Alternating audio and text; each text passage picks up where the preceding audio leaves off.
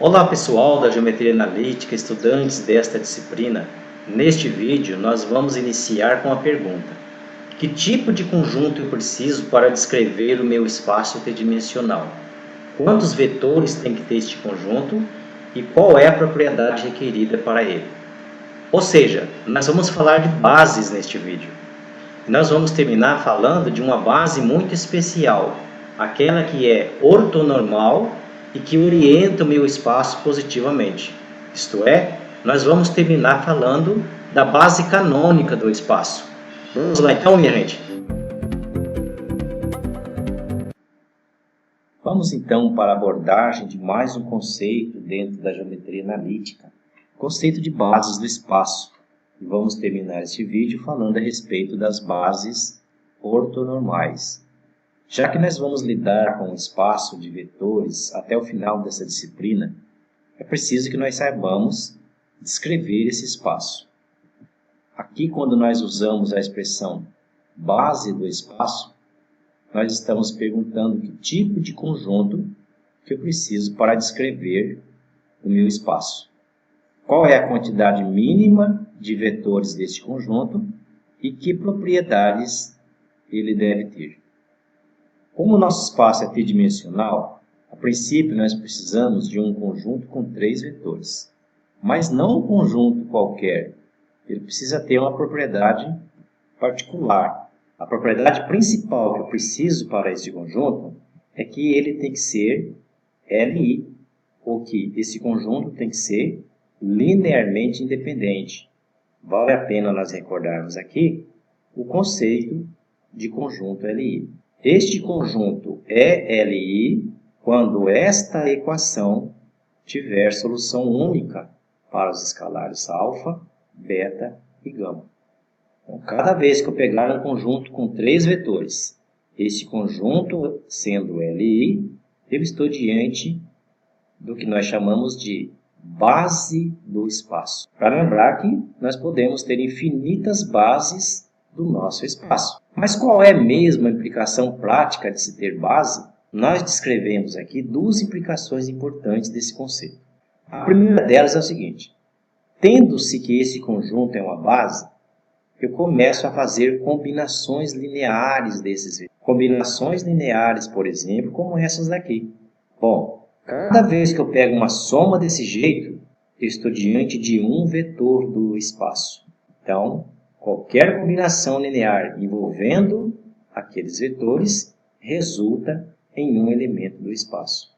Essa implicação não é surpreendente para nós já conhecemos isso. Claro que a soma de vetor sempre resulta em um vetor e, portanto, não há nenhuma novidade em relação a isso.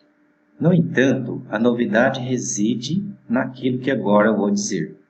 Quando eu tenho uma base do meu espaço, dado qualquer vetor do espaço, eu consigo únicos escalares reais, de modo que eles satisfaçam essa equação.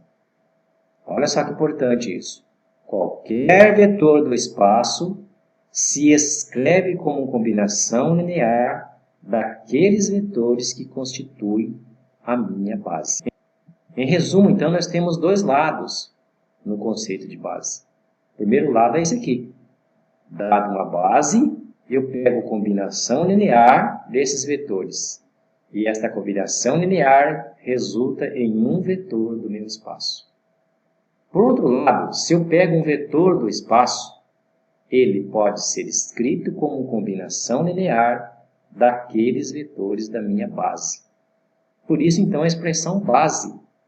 Base porque é o conjunto que gera todo o espaço. Então, este esquema que aqui está traz a essência do conceito do que seja base do espaço tridimensional. Existem algumas bases particulares especialíssimas, muito importantes, que nós precisamos entender. Bases ortogonais. Quando é que uma base fixada é uma base ortogonal e quando que ela é também ortonormal? Uma base do espaço ela é ortogonal quando os vetores que compõem a base, no caso ABC, sejam 2 a 2 perpendicular. ou que estes três produtos internos sejam iguais a zero. Cada vez então que nós tivermos uma base onde esses três produtos internos é zero, nós chamamos aquela base de base ortogonal. Por que nós chamamos de ortogonal essa base? Interpretação geométrica vem aqui neste desenho. Pego representantes de A, de B e de C, e quando eu desenho esses representantes assim, com a mesma origem, os representantes formam entre si ângulo de 90 graus. É interessante nós reunirmos esta informação algébrica desses três produtos internos ser zero com esta propriedade geométrica no conceito de produto interno. Se nós pegarmos, por exemplo, o produto interno de A com B, que é a norma de A vezes a norma de B vezes o cosseno do ângulo formado entre os vetores A e B. Como nós estamos lidando com base, claro que esses vetores A é diferente de zero, B é diferente de zero e C é diferente de zero. Ou seja, o produto desses números que aqui aparecem é uma constante positiva. Então, este produto interno só vai ser zero quando este fator for zero. Mas este fator será zero se e somente se este ângulo for de 90 graus. É a única possibilidade que nos resta.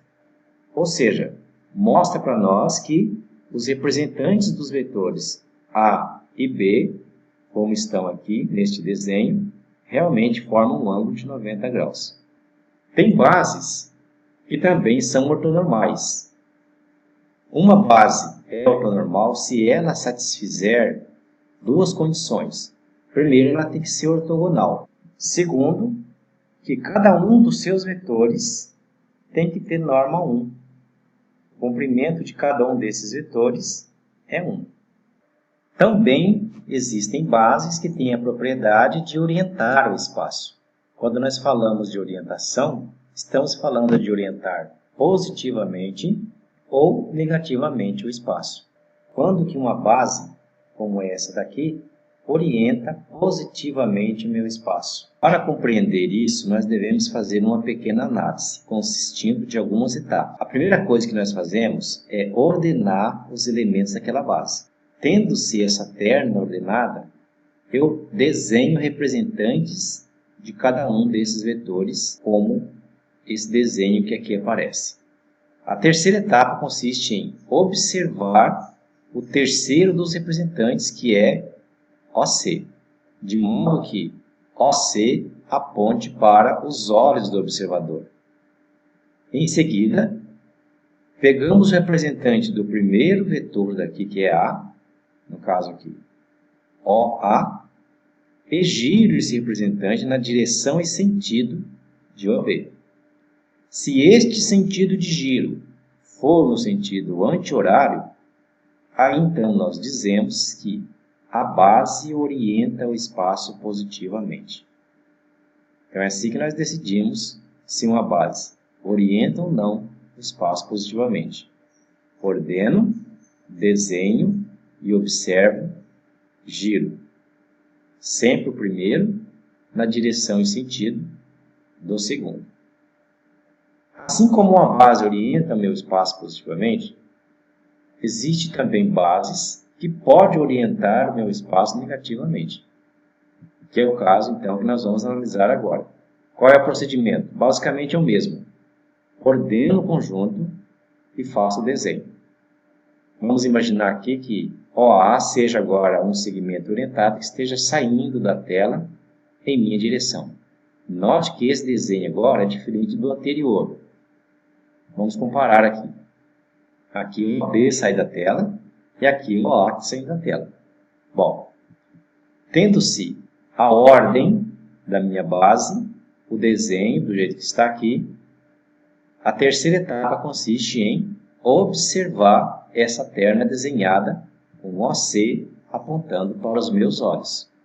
Em seguida eu pego o representante do primeiro, é sempre assim que a gente faz, o representante do primeiro, giro no sentido e direção do segundo. O sentido de giro aqui nesse caso, no sentido horário. Como o sentido é horário, nós dizemos que esta base orienta o espaço negativamente. Para encerrar, eu gostaria de citar aqui uma base que nós usamos com muita frequência. Tanto é que nós chamamos essa base de base canônica. Ela é indicada sempre assim. I, J, K.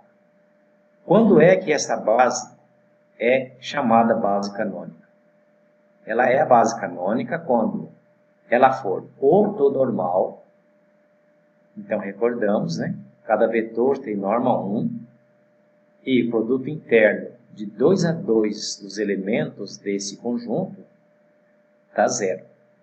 Então, primeira coisa, ela tem que ser ortonormal. Segundo, esta base precisa orientar o meu espaço positivamente. Então, a base do meu espaço, que é ortonormal e que orienta o espaço positivamente, nós vamos denotar assim e vamos chamar essa base sempre, daqui em diante, de base canônica do espaço. E com isso, então, eu encerro o assunto a respeito do que seja base. É isso, minha gente. Encerramos por aqui mais um vídeo. Espero que ele seja útil para você no aprendizado a respeito de bases do espaço e que realmente esse vídeo contribua com você para a resolução dos seus exercícios. Bom estudo e até o próximo!